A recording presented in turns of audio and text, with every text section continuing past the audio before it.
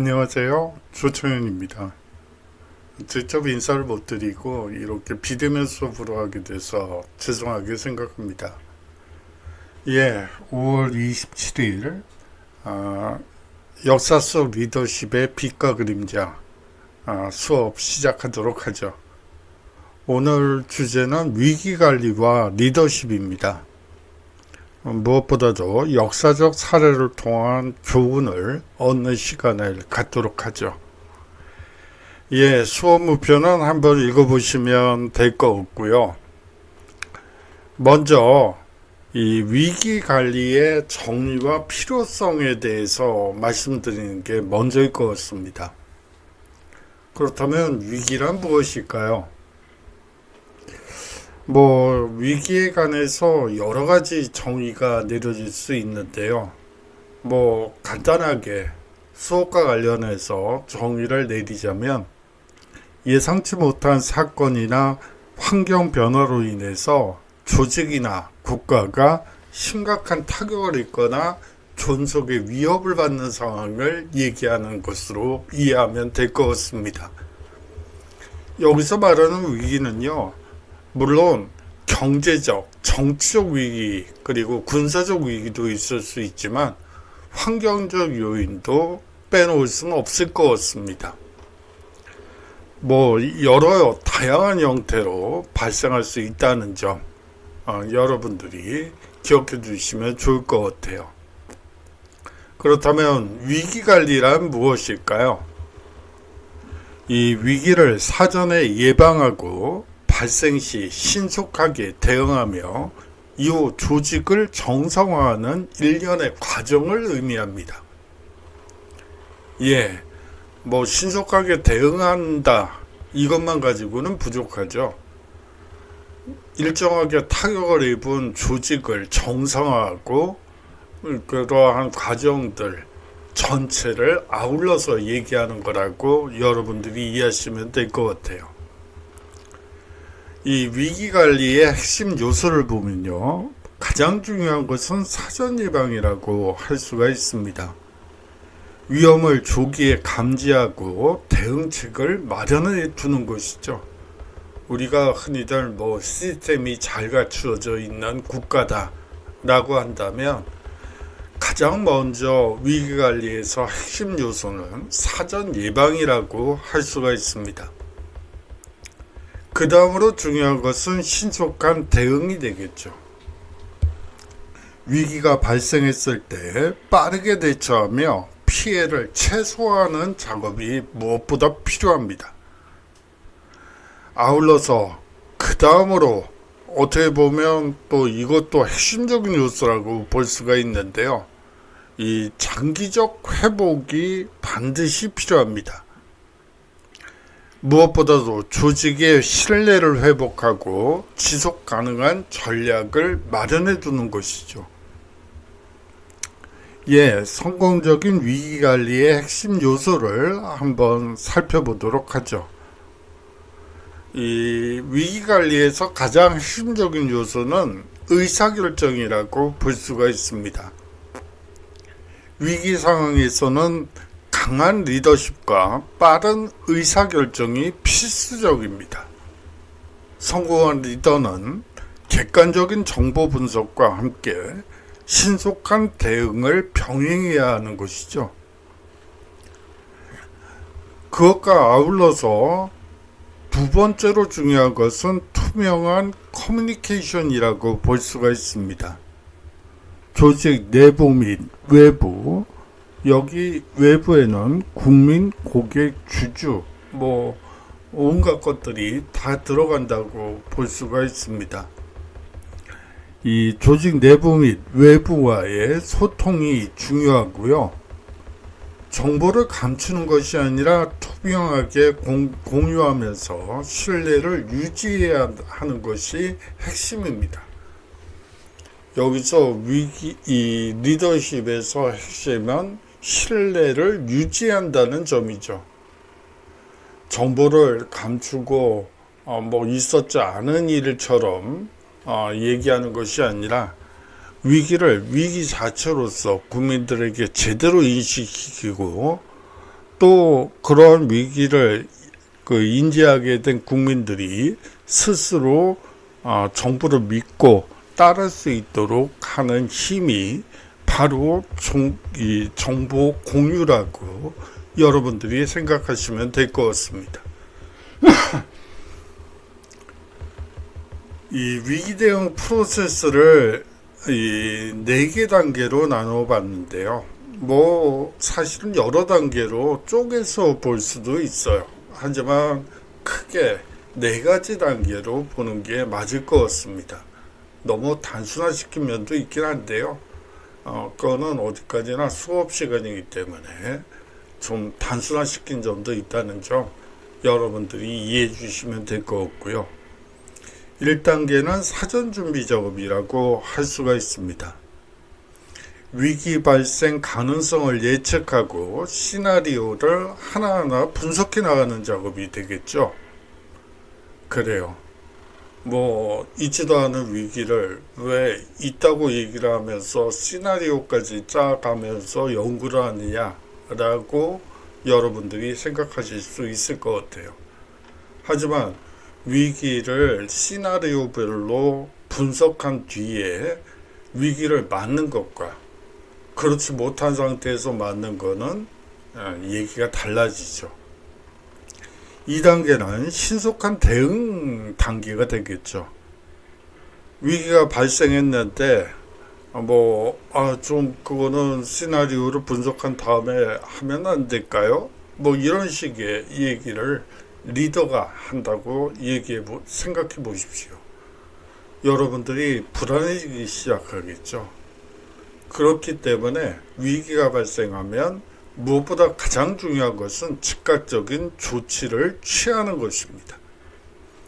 3단계는요, 피해를 최소화하는 작업이 무엇보다 절실합니다.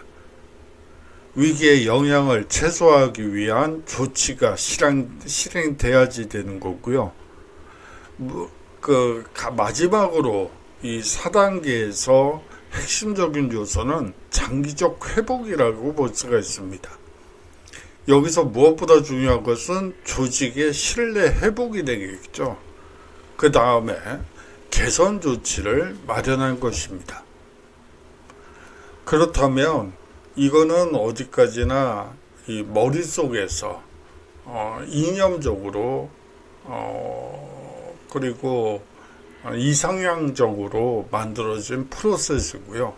현실 속에선 이 성공적인 이 위기관리 리더십이란 무엇인지 한번 역사적 사례를 통해서 한번 살펴보도록 하죠. 무엇보다 제가 말씀드리고 싶은 것은 에브라햄 링컨과 미국 남북전쟁을 예로 들 수 있지 않을까 하는 생각이 들었습니다. 분명히 위기 상황은 확실하죠. 남북 전쟁이라는 어떻게 보면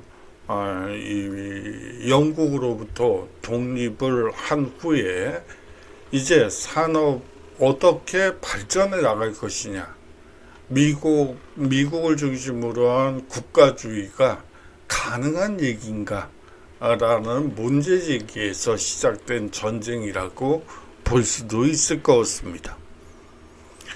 사실상 미국은 남북으로 분열되었고요.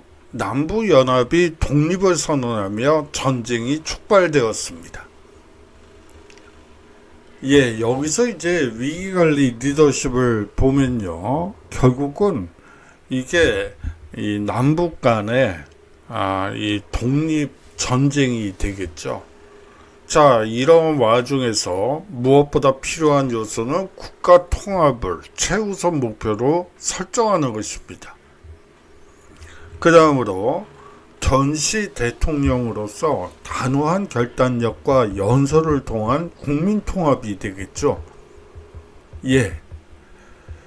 우리가 미국 독립을 위해서 이러이러하게 전쟁을 했고 또 독립을 이룬 이후에 남과 북은 각자의 발전을 위해서 이런 노력을 기울였다.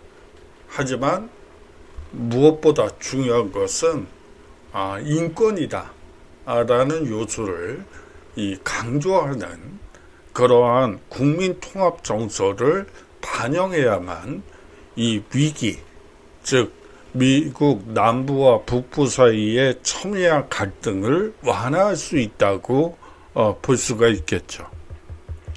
노예 해방 선언을 통해 전쟁의 명분을 확고히 하고 이 국제사회의 지지를 확보하게 됩니다. 다음으로 이 적절한 군사 전략을 추진하며 승리를 이끌어냈죠. 결과적으로는 미국의 연방을 유지하고 노예제를 폐지하며 국가를 하나로 재통합하게 됩니다. 민주적 가치와 지도자의 결단력이 무엇보다 중요하다는 것을 이 대목에서 여러분들이 캐치하시면 됩니다. 위기관리에서 중요한 요소이기 때문이죠. 다시 말하면 어떤 지도자가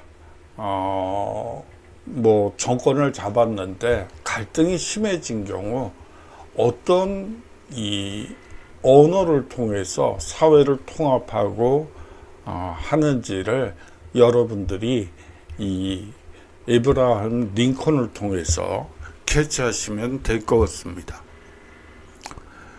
이 에브라함 링컨의 이 남북전쟁 위기관리 리더십을 한번 보도록 하죠.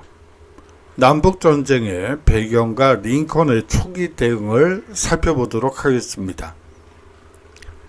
이 남북전쟁이 일어나게 된 배경에는요, 이 19세기 중반 노예제 문제를 둘러싸고 남북부 간의 극심한 갈등을 겪게 됩니다. 북부는 산업화가 진행되며 노예제 폐지를 주장하게 되고요. 이 미 남부는 농업 중심 경제로 노예제 유지가 필수적이라고 주장하게 됩니다. 1860년 에브라햄 링컨이 대통령에 당선되자 이 남부 11개 주가 연방 탈퇴를 선언하며 남북전쟁을 발발하게 됩니다. 이 링컨의 위기관리 리더십 초기 대응을 한번 보도록 하죠. 이 무엇보다 핵심적인 요소는 시대 정신을 제대로 이해했다는 점이죠. 다시 말하면 강력한 연방 유지 의지를 표명했던 것입니다. 링컨은 남부의 탈퇴를 인정하지 않고 미국 연방을 유지하는 것이 최우선 목표임을 선언하게 됐고요. 1861년 대통령 취임 연설에서 연방은 해체될 수 없으며 국가의 분열을 방관하지 않겠다라고 선언하게 됩니다. 이 전쟁 초기에는 전략적 인내라는 이 방식을 통해서 이 남부를 설득하는 작업을 어느 정도 하게 되기도 하고요. 또 이 북부 내에서의 갈등도 이 완화하는 여러 정책을 펼치게 됩니다. 이 북부의 이 군사적 준비가 부족하다는 점을 인식하고 즉각적인 대규모 전쟁보다는 전략적 대응을 하게 됐고요. 연방군을 신속하게 조직하고 전쟁을 준비하는 과정에서 남부의 경제적 약점을 파악하게 됩니다. 죄송합니다. 제가 약간 좀 발음이 부정확한 면이 있는 것 같아요. 나름대로 정확히 하기 위해서 노력은 하고 있는데 아직 약간 좀 후유증이 있는 것 같아요. 죄송하게 생각합니다. 전쟁 중 링컨의 주요 위기관리 전략을 한번 보도록 하죠. 이 군사적 리더십과 이 전략적 결단을 보도록 하겠는데요. 이 초기 남북전쟁에서는 남부의 승리가 아주 두드러져요. 이러한 초기 패배를 극복하고 유능한 장군을 임명하게 되죠. 전쟁 초반 북부군은 계속 패배하며 국민들의 불만이 증가하게 됩니다. 링컨은 이 유능한 지휘관을 찾기 위해 지속적으로 군 수뇌부를 교체하게 됐고요. 1863년 율리우스 그랜트를 총사령관으로 임명하며 전세를 반전시키게 됩니다. 전면전과 총력전 전략으로 승리를 도모하게 되죠. 전쟁이 장기화되자 총력전을 선언하며 전국적인 군사 경제 동원령을 지시하게 됩니다. 북부의 경제력을 활용하여 군수 물자와 병력을 효과적으로 공급하게 되죠. 그 다음으로 이제 이 전쟁의 원인이라고 할 수 있었던 노예 해방 선언을 1863년에 선언하게 되면서 전쟁의 정치적 명분을 강화하게 됩니다.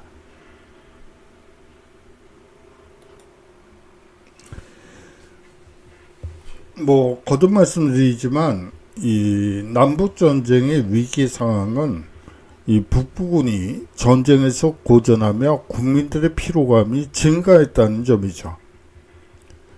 이렇게 되면서 전략적 결단을 내리게 됩니다. 링컨은 1863년 1월 1일 이 노예 해방 선언을 발표하게 되죠. 해방 선언으로 남부 노예들이 반란을 일으키고 남부 노동력을 약화시키려는 측면도 있었습니다. 아울러서 국제사회에서 이 남부를 지원하지 못하게 막는 효과도 있었고요. 북부의 전쟁 목표를 연방 유지에서 자유와 민주주의를 위한 전쟁으로 전환하게 됩니다. 시대적 명분은 연방 유지였지만 이 계속되는 전쟁에 국민들이 지치게 되죠. 그렇다면 또 다른 명분이 필요한데 그 명분 중에 하나가 바로 자유와 민주주의를 위한 전쟁이라는 명분이었죠. 이렇게 되면서 국민과의 소통과 심리적 리더십을 발휘하게 됩니다. 링컨은 국민과 군대를 독려하기 위해 연설과 소통을 적극 활용했고요.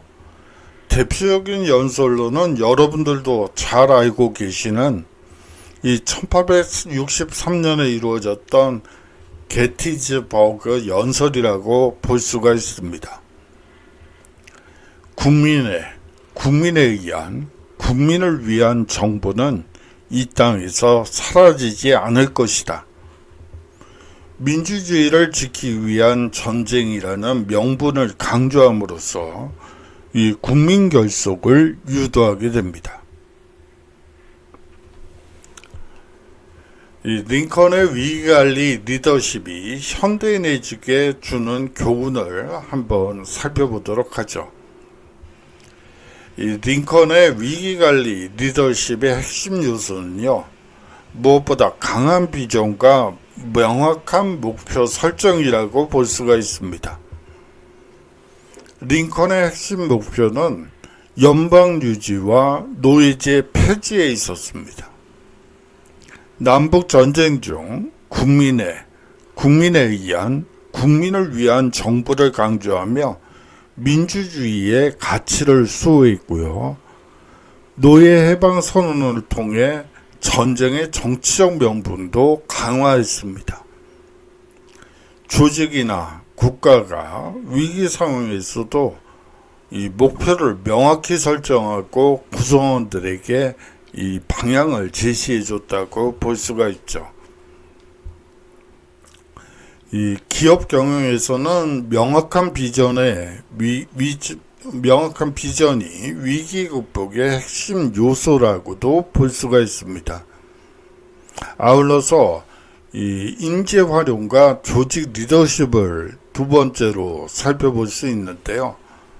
이 그랜트 장군을 기용하며 이 군사적 승리를 견인해냈고요.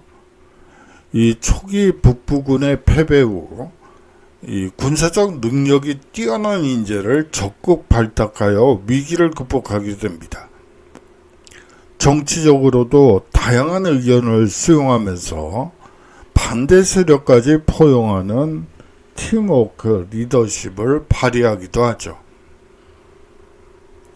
위기 상황에서는 리더가 유능한 인재를 적극적으로 등용해야 하고요. 이 조직 내부의 다양한 의견을 조율하고 팀워크를 형성하는 것이 무엇보다 핵심입니다.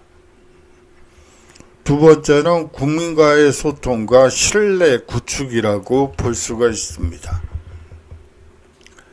게티즈버그 연설에서 이 나라의 정부는 국민을 위한 정부이다 라고 선언함으로써 민주주의가 지향하는 목표가 무엇인지를 무엇보다 강조하게 됩니다. 그래서 초기에 노예 해방 전쟁에서 이제 민주주의를 위한 전쟁으로 이것을 승화시키기도 하죠.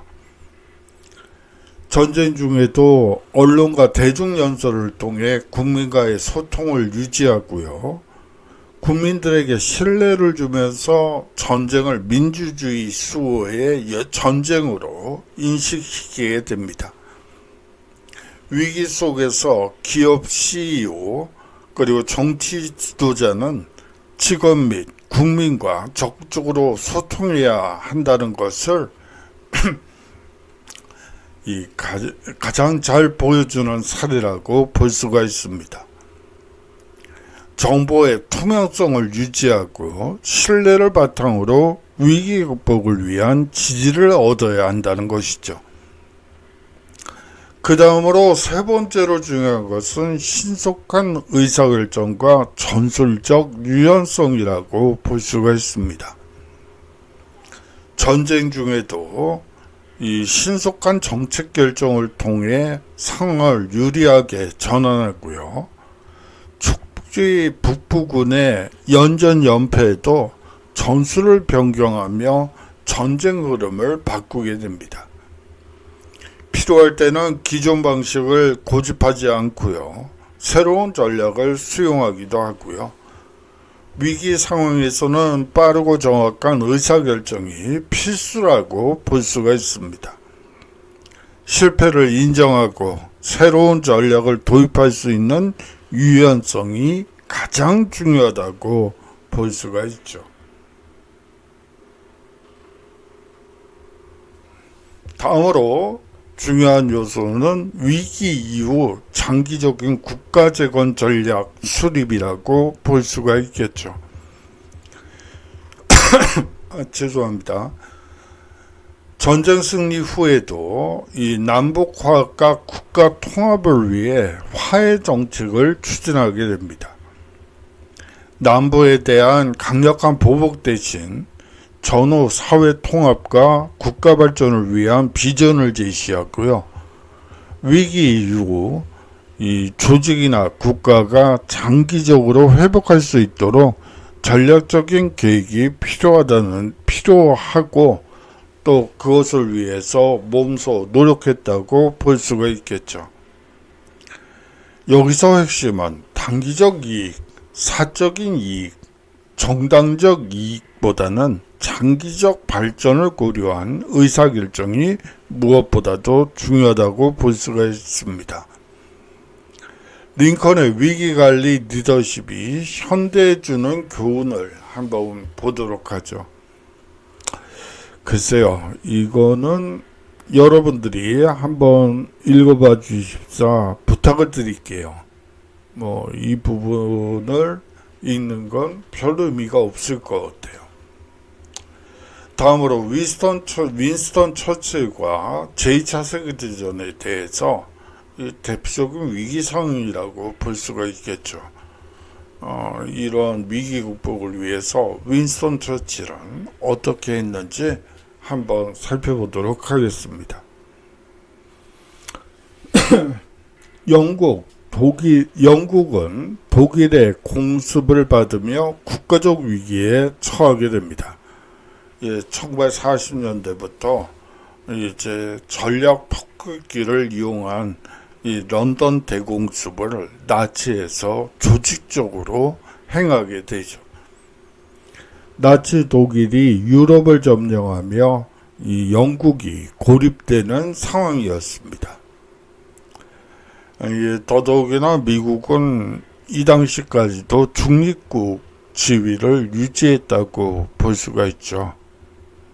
예를 들어 BC 체제라고 이 독일이 불란서를 완전히 점령한 이후에 사실상 식민지였죠. 그 남부 쪽은 프랑스 남부 쪽은 BC 체제, 제1차 세계대전의 영웅이었던 사람을 총리로 임명함으로써 사실상 BC 체제가 성립이 됐는데, 당시에 미국은 중립국이었기 때문에 사실상 BC 체제를 인정한, 외교적으로 인정한 유일한 국가였다고 여러분들이 보시면 될 것 같아요. 미국이 참전하게 되는 계기는 그 다음 얘기긴 한데, 그거는 수업 중에 한번 얘기를 해보도록 하겠습니다. 그렇게 되고, 이 나치 독일이 유럽을 점령하며 영국이 고립되는 상황으로 몰리게 됩니다. 자유민주 체제에서 살아남은 건 영국밖에 없었고요. 대륙 전체를 놓고 봐도 그뿐만이 아니고 미국은 당시에는 중립국을 선언하기 있었기 때문에 이 적극적인 참전을 하지 않는 상태가 계속하게 되게 되죠. 이러한 상황에서 영국은 완전히 고립된 상황이었다고 보는 게 맞을 것 같습니다. 위기관리 리더십을 한번 보도록 하죠. 강력한 연설과 국민 설득을 병행하게 됩니다. 피, 땀, 눈물, 연설을 통해 국민들에게 희망을 심어주죠. 덩케르크 철수 작전이 사실상 이 승리였다라고 얘기를 함으로써 국민들의 이 패배주의적인 정서를 치유하기 위해서 부단히 애를 쓰게 됩니다. 미국과의 협력을 강화하게 되죠. 물론 이것은 BC 체제를 인정했던 미국이 이제 전쟁에 적극적으로 개입할 수 있도록 하기 위해서 이제 여러 영국의 외교 채널이 움직이기 시작하죠. 그 결과로서 얻어진 거라고 여러분들이 보시면 됩니다. 루스벨트와 동맹을 맺고 군사적 지원을 이끌어냈고요. 이 군사 전략을 개선해서 노르망디 상륙작전 등을 통해 독일군을 압박하게 됩니다. 사실 이 노르망디 상륙작전은 승리한 이 작전 구상대로 된 게 아무것도 없다고 보시면 돼요. 사실상 상륙 육군들의 피와 땀으로 이루어진 결과물이라고 보시면 되죠. 먼저 낙하산 부대를 투여해서 적의 교두보를 확보하려는 전략을 썼는데 그것이 실패하게 돼요. 워낙 날씨가 나빴기 때문에 사실상 낙하산 부대가 거의 괴멸되다시피 하고요. 또 이제 적의 진지를 무너뜨리기 위해서 먼저 이 탱크 부대를 먼저 이 상륙을 시키려고 하는데 이 비바람이 워낙 거센 시기였기 때문에 그 탱크를 싣는 전함들이 전부 물 밑에 가라앉아요. 워낙 탱크 자체가 무겁죠. 그렇기 때문에 모두 이 몰살을 당하게 되죠. 자, 그야말로 악으로 깡으로 라는 말이 있죠. 정말 악으로 깡으로 이루어낸 군사적 승리가 이 노르망디 상륙작전이 아닐까 하는 생각도 듭니다. 예, 결과적으로는 전쟁에서 승리하며 영국을 유지하게 되고요. 지도자의 강한 결단력과 이 국민과의 소통이 위기 극복의 핵심 요소임을 잘 드러내는 대표적인 경우라고 볼 수가 있습니다. 윈스턴 처칠의 제2차 세계대전 위기관리 리더십을 한번 역사적으로 살펴보도록 하죠. 제2차 세계대전과 윈스턴 처칠의 등장을 한번 보도록 하죠. 제2차 세계대전의 발발과 영국의 위기 상황을 보면 1939년 9월 1일 독일이 폴란드를 침공하며 이 전쟁을 발발하게 됩니다. 1940년 5월 나치 독일이 프랑스, 벨기에, 네덜란드를 빠르게 점령하며 유럽이 독일의 지배 아래에 놓이게 되죠. 프랑스가 항복하면서 영국은 홀로 독일과 맞서야 하는 상황으로 내몰리게 됩니다. 히틀러가 이 영국 침공을 준비하며 전쟁의 운명이 결정된 순간이었죠. 윈스턴 처칠의 총리 취임과 초기 위기 대응을 한번 보도록 하죠. 1940년 5월 10일 영국 의회는 위기 상황에서 강력한 리더십이 필요하다고 판단해서 처칠을 총리로 선출하게 됩니다. 강력한 지도력으로 국민과 정부를 결속시키는 연설을 하게 되죠. 우리는 해안에서 싸울 것이며 결코 항복하지 않을 것이다. 예. 해안을 넘보는 이 나치 독일을 끝까지 싸워 물리칠 것이라고 선언하면서 자유민주주의는 승리할 수밖에 없다는 것을 이 국민들의 이 패배주의에 힘을 보태주는 이 연설을 하게 됩니다.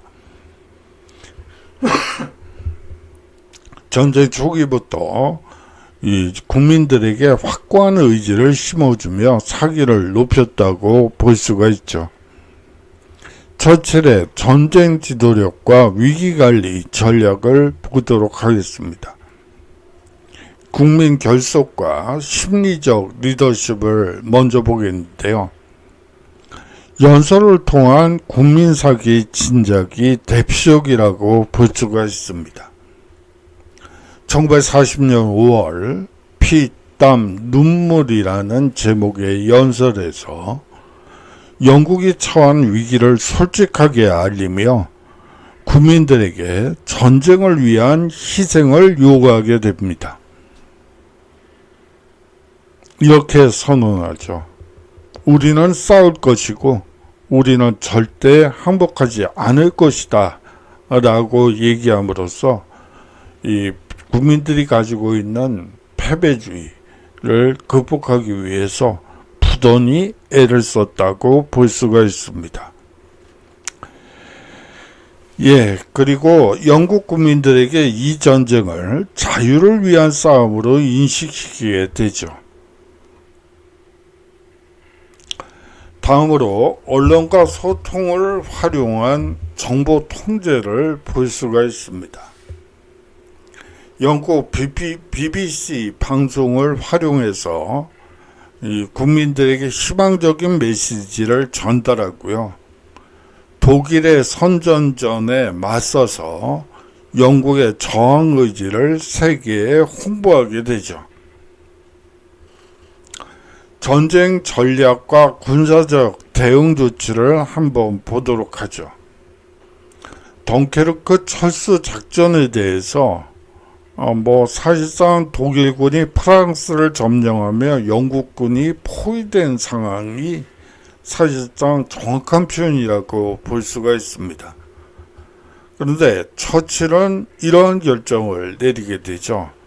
영국 해군과 민간 성박을 동원해서 33만 명의 병력을 철수시킨다.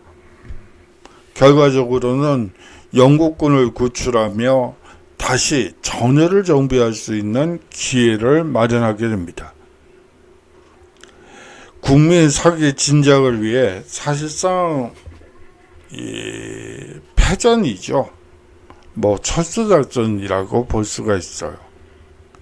하지만 이것을 패배가 아니라 위대한 후퇴였다고 주장하면서 우리 영국은 끝까지 싸워 이길 것이라고, 또 그것을 위해서 이 병력이 필요했고 그 병력을 그대로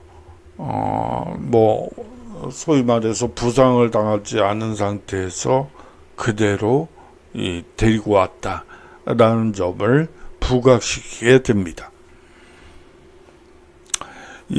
영국 본토 항공전에 대한 독일 공습 저지를 위한 여러 결단도 내리게 됩니다. 독일 공군이 영국 본토를 폭격하며 영국 항복을 압박하게 되죠. 공군력을 강화하고 방공망을 조직적으로 구축하게 되고요. 레이더 기술을 적극 활용해서 독일 공습에 대비하게 됩니다. 역사의 한순간이 다가왔다. 우리가 승리해야 한다. 마치 승리에 목마른 사람 같죠. 그래요. 어떻게 보면 이 절실함의 표현이었다고 볼 수가 있어요. 당시까지는 아직 미국이 명확한 입장을 정리하지 못한 상태에서 그러면 영국 혼자서 유럽을 상대로 전쟁을 치러야 한다. 과연 승리할 수 있을까라는 국민적 회의감에서 그것을 극복하기 위해서 바로 이러한 연설문을 준비했던 것이죠. 역사의 한순간이 다가왔다. 우리가 승리해야 한다. 뭐를 위해서요? 자유민주주의 체제를 위해서 우리는 반드시 승리해야 한다고 얘기했던 것입니다. 전쟁 후반기와 연합군 승리를 보도록 하겠습니다. 미국과의 동맹을 강화하고요. 이것은 사실상 대서양 헌장을 통해서 드러나게 됩니다. 영국이 독일에 맞서기 위해서는 미국의 지원이 필요했고요. 처칠은 루스벨트 대통령과 긴밀한 관계를 유지하며 미국을 전쟁에 끌어들이게 됩니다. 대서양 헌장, 1941년 8월에 나왔던 이 대서양 헌장은 전후 세계 평화를 위한, 전후 세계 민주주의를 위한 이 기초를 마련하고 미국의 참전을 유도하게 되죠. 그 뒤에 나온 것이 노르망디 상륙작전이라고 여러분들이 보시면 되죠. 사실상 전쟁의 전환점이라고 볼 수가 있고요. 처칠은 아이젠하워와 협력하여 이 프랑스 해방을 위한 대규모 상륙작전을 추진하게 됩니다. 결과적으로는 유럽 전선에서 연합군이 승기를 잡으며 독일의 패방이 가시화된 것이 이 노르망디 상륙작전이라고 볼 수가 있죠. 아까도 말씀드렸다시피 노르망디 상륙작전에서 작전 계획대로 된 게 아무것도 없어요. 낙하산 부대를 투하해서 적의 교두보를 확보하고 탱크 부대를 통해서 적의 진지, 해안 진지를 초토화시킨 뒤에 이 병력을 투입한다. 상륙작전을 개시한다. 그런데 날씨가 나빠서 낙하산 부대는 제대로 활동도 못 하고요.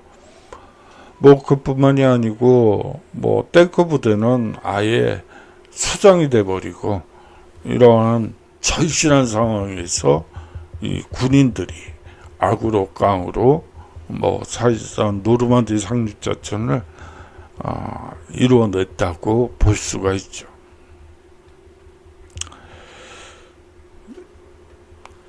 이 전후 세계 질서 구축과 처칠의 역할을 한번 보도록 하죠. 처칠은 제2차 세계대전에서 승리한 후 전후 국제 질서를 구상하며 유엔 창설에 기여하게 됩니다. 그러나 전쟁 후 피로감으로 인해 1945년 총선에서 패배하며 총리직에서 물러나게 되죠. 처칠의 위기관리 리더십과 현대적 교훈을 한번 보도록 하죠. 무엇보다 중요한 것은 강한 비전과 목표 설정이라고 볼 수가 있어요. 1939년 제2차 세계대전 발발이 있은 후에 1940년 독일이 유럽을 점령하며 영국이 나치 독일과 홀로 맞서는 유일한 국가가 되어버렸습니다. 우리는 해안에서 싸울 것이며 결코 항복하지 않을 것이라고 선언하게 되죠. 국민들에게 전쟁을 단순한 생존의 문제가 아니라 자유를 위한 싸움으로 인식하도록 유도했던 것입니다. 이러한 연설의 목표는 영국의 독립유지와 나치 독일 격퇴, 연합국 승리에 있었다고 볼 수가 있겠죠. 위기 상황에서도 명확한 목표를 설정하고 이 조직 구성원들에게 비전을 제시해야 했습니다.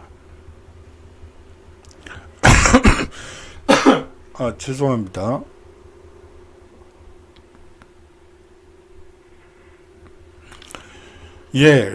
다음으로 이 국민과의 소통과 신뢰 구축을 들 수가 있는데요. 이 1940년 독일이 영국 본토를 공습하게 되죠. 우리가 보통 런던 대공습이라고 여러분들이 생각하시면 될 것 같아요. 국민들과 지속적으로 소통하며 이 전쟁에 대한 공포를 희망으로 바꾸게 됐고요. 이 BBC 방송을 통해 직접 국민들에게 메시지를 전달하게 됩니다. 우리는 결코 항복하지 않을 것이다. 연설로 이 국민들의 사기를 진작하고요. 이 정보의 투명성을 유지하고 신뢰를 바탕으로 위기 극복을 위한 지지를 얻어내야 한다는 것을 가장 잘 보여주는 사례라고 보입니다. 결단력과 신속한 의사결정을 한번 보도록 하죠. 덩케르크 철수작전이 있는데요. 이 독일군의 프랑스 점령과 영국군이 포위되는 상황이라고 여러분들이 보시면 될 것 같아요. 민간 선박까지 동원하며 이 33만 명의 영국군을 성공적으로 철수시키게 됩니다. 전투의 패배를 국민들에게 기적적인 철수로 인식하게 만들죠. 후방에서 전열을 정비하며 독일과의 장기전을 준비하게 됩니다. 위기 상황에서는 빠르고 정확한 의사결정이 필수적이죠. 실패를 인정하고 새로운 전략을 도입할 수 있는 유연성이 무엇보다 필수입니다. 이 동맹과 협력을 통한 문제 해결을 도모하게 되죠. 당시 미국은 사실상 중립국이었다고 보시면 될 것 같아요. 사실상 영국은 독일과 단독으로 싸우고 있었던 상태였고요. 이 미국은 아직 참전하지 않은 상태입니다. 미국과의 동맹을 위해 루스벨트 대통령과 적극적인 외교 활동을 전개하게 됐고요. 이 1941년 대서양 헌장을 통해 영국과 미국이 전후 세계 질서를 위한 기본 원칙을 합의하게 됩니다. 미국이 영국을 지원하며 1941년 일본의 진주만 공격 이후 민국 참전을 유도하게 되죠. 위기 속에서 이 외부의 도움을 효과적으로 끌어들이는 것이 중요하다고 볼 수가 있습니다. 조직 내부에서도 협력과 네트워크를 활용해서 위기를 해결하려 하죠. 전후 재건을 위한 장기적 비전 수립을 한번 보도록 하죠. 당시의 위기 상황은 명확했습니다. 전쟁이 끝나갈 무렵 영국과 유럽은 경제적으로 공장도 모두 거의 다 파괴됐다고 볼 수가 있고요. 남아있는 게 없었다고 보는 게 맞을 것 같습니다. 이 처칠은 무엇보다도 전후 세계 질서를 위해 유엔 창설을 주도하게 됐고요. 미국과 함께 마셜 플랜을 협력하게 됩니다. 이 마셜 플랜은 사실상 EU의 이 형성에 있어서 가장 중요한 것이라고 볼 수가 있습니다. 거기까지 수업이 나갈 수 있으면 좋겠는데 그건 좀 어려워 보이고요. 여하튼 그 정도로 말씀을 드리겠고, 1946년 철의 장막 연설을 통해 이 냉전 시대의 시작을 예측하여 이 서방 세계의 단결을 강조하게 되죠. 위기 극복 이후에도 장기적인 재건 전략이 필요함을 잘 인식하고 국가 또는 기업은 위기 후 지속 가능한 성장을 위한 이 비전을 가져야 한다는 것을 그를 통해서 알 수가 있습니다.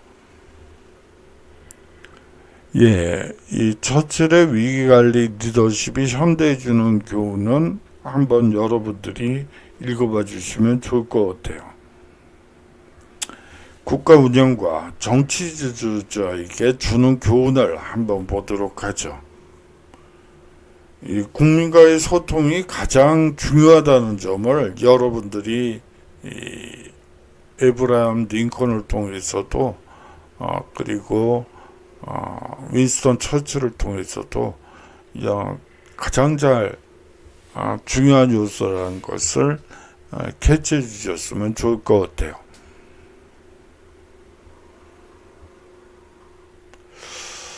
글쎄요. 쿠바 미사일 위기와 존 F 케네디의 리더십에 대해서 한번 말씀을 드리겠는데요.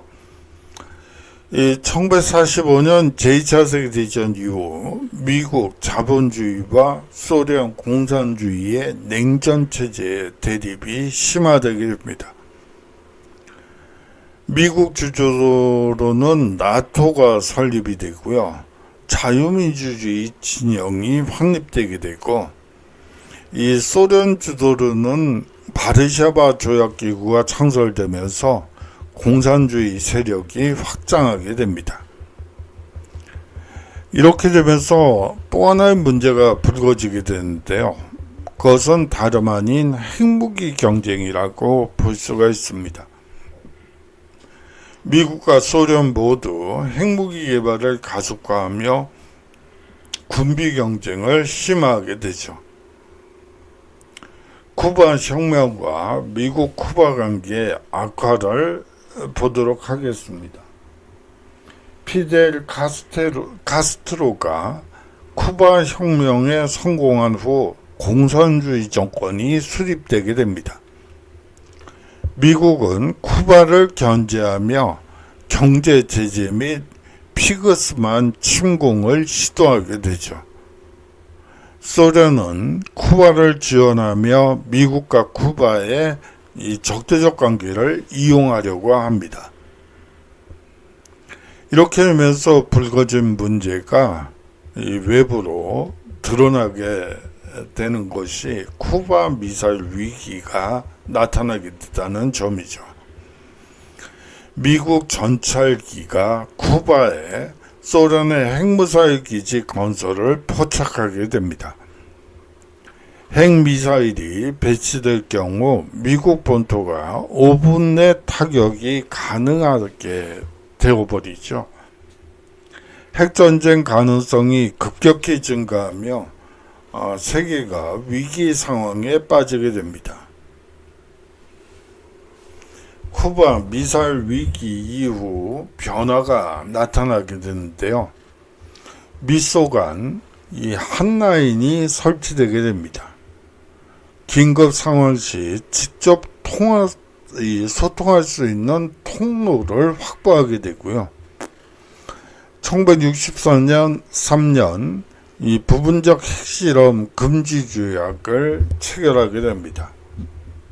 핵무기 확산을 막기 위한 조치라고 보시면 되고, 냉전 시대에서 군사적 충돌을 방지하는 이 평화공존 정책이 중요해지게 됩니다. 그렇다면 존 F 케네디의 이 위기관리 리더십을 한번 보도록 하죠. 이 신속한 위기 분석과 대응 전략 수립이 무엇보다 중요했는데요. 군사적 대응과 이 외교적 해결 사이에서 균형을 유지하게 됩니다. 군 수뇌부는 이 즉각적인 공습과 지상 침공을 주장하게 되고요. 케네디는 점령전이 핵전쟁으로 확대될 가능성을 고려하며 외교적 해법을 못을 깎게 됩니다. 그래서 나왔던 전략 중에 하나가 해상 봉쇄 결정이라고 볼 수가 있겠죠. 쿠바 주변을 미 해군이 봉쇄하여 추가 미사일 반입을 차단하게 되고요. 군사공격 대신 소련과의 외교 협상을 유도할 시간을 확보하게 됩니다.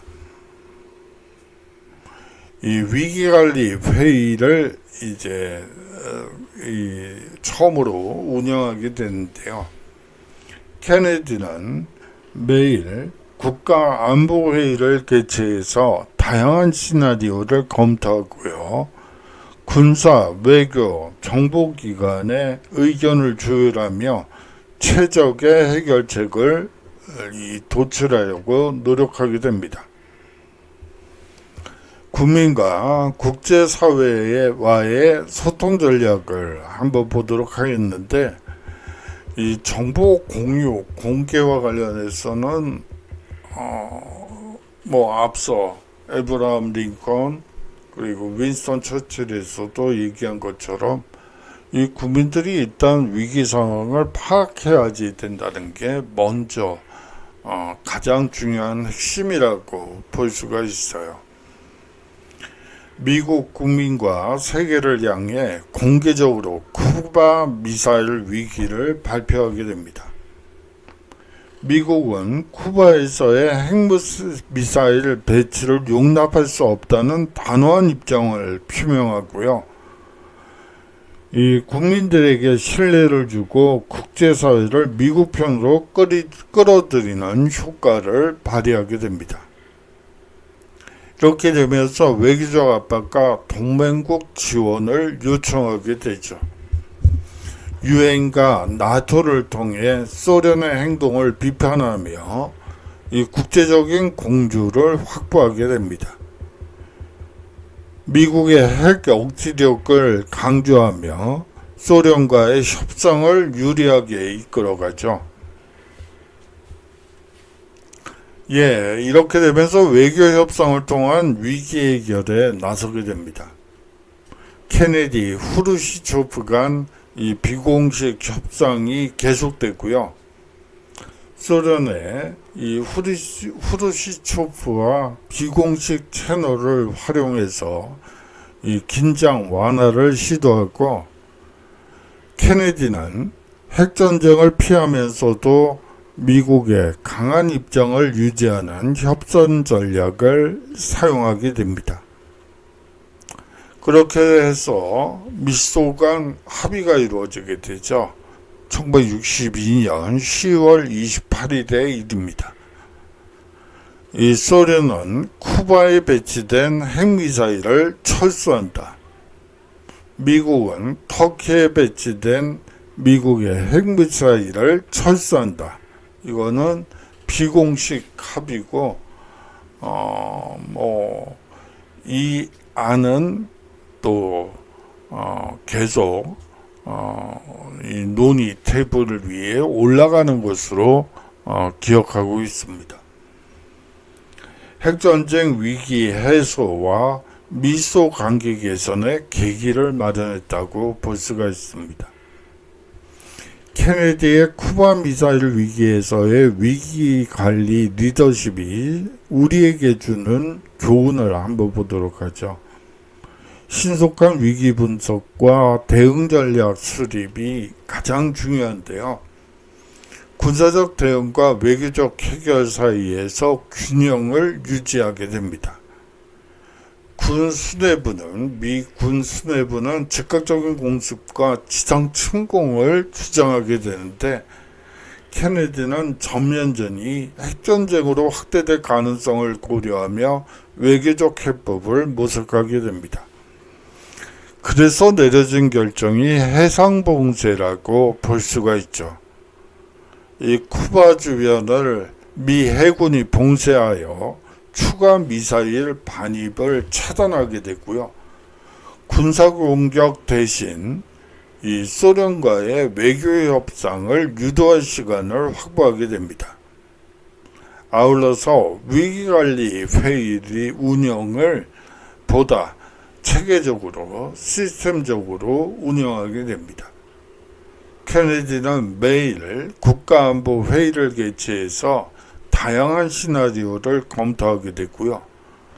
군사, 외교, 정보기관의 의견을 조율하며 최적의 해결책을 도출하게 됩니다. 위기 상황에서는 신중하면서도 신속한 의사결정이 필요하다는 것을 잘 드러낸 것이라고 볼 수가 있겠죠. 리더는 다양한 전문가의 의견을 듣고 최적의 해결책을 선택하는 사람이라고 볼 수가 있어요. 그래요. 우리가 이 최적의 리더는 무엇인가? 이 올바른 리더십이란 무엇인가? 이거는 사실은 리더가 워낙 똑똑해서 모든 시나리오를 혼자 다 가지고 있고 그렇다면 그런 완벽한 인간이 있을 수 있는지는 상당히 의심스럽죠. 이 전문가 그룹이 있고 그들의 다양한 시나리오에 대한 의견을 가지고 있겠죠. 그것을 최종적으로 보고 판단하는 사람이 행정가의 역할이라고 볼 수가 있을 것 같아요. 국민과 이 국제사회와의 소통 전략을 한번 보도록 하죠. 1962년 10월 22일 대국민 연설을 하게 되는데요. 쿠바 미사일 위기를 있는 그대로 공식 발표하며 국민들에게 투명하게 상황을 공유하게 됩니다. 미국은 쿠바에서의 핵미사일 배치를 용납할 수 없다는 단호한 입장을 표명했고요. 국민들에게 신뢰를 주고 국제사회를 미국 편으로 끌어들이는 효과를 내기도 합니다. 외교적 압박과 이 동맹국 지원 요청을 하게 되는데요. 유엔과 나토를 통해 이 소련의 행동을 비판하며 이 국제적인 공조를 확보하게 됩니다. 죄송합니다. 미국의 핵 억지력을 강조하며 이 소련과의 협상을 유리하게 이끌어가고요. 이 위기 상황에서 조직의 리더는 투명하게 정보를 공유하고 신뢰를 유지하는 것이 얼마나 중요한가를 온몸으로 보여준 사례라고 볼 수가 있습니다. 국제관계에서는 이 외교적 전략과 동맹의 중요성이 강조되게 되죠. 예, 외교 협상을 통한 위기 해결을 보도록 하겠습니다. 이 케네디 후르시초프 간 비공식 협상이 계속되는데요. 이 비공식 채널을 활용해서 정상 간의 이 대화가 계속 비공식 협상이 계속됐고요. 이 긴장 완화를 시도하게 됩니다. 케네디는 이 핵전쟁을 피하면서도 미국의 강한 입장을 유지하는 협상 전략을 사용하게 되죠. 결과적으로 미소 간 합의를 이루어내게 되는데요. 이 소련은 쿠바에서 핵미사일을 철수한다.